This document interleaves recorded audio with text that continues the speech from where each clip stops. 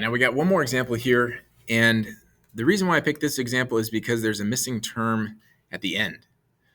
And so we've got to still consider the missing term even though if it's at the end. It's not just having to be in the middle. And that's just, again, to get the placeholder to work right.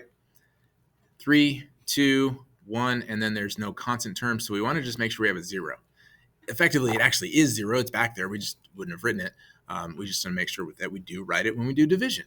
So we've got 4x to the third minus 8x squared minus 25x. And then you want to go ahead and put a plus 0 back there. And out in front, we've got a 2x plus 3. And now we can carry out our long division. 2 needs to be multiplied by 2 to get 4. And then we need 2 more degrees, so x to the second. So 2x to the second is that first term. You distribute it to both of these in front. Put the result down below. And that's going to get us a 4x to the third plus 6x squared. And then you change your signs by multiplying by a negative to subtract that whole value.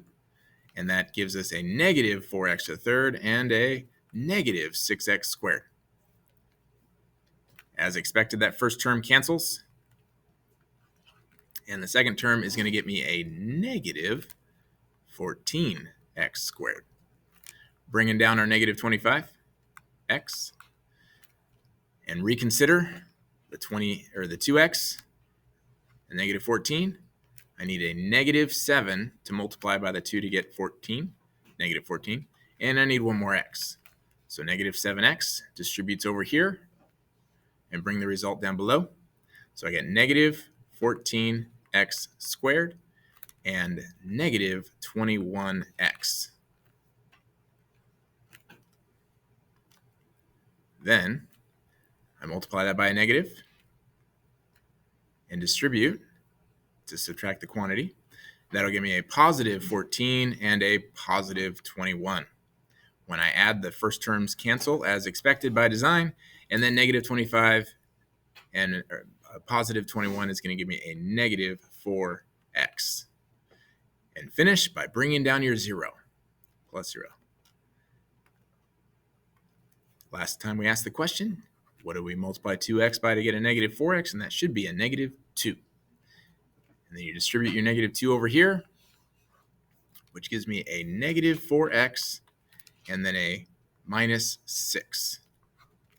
And we change our signs.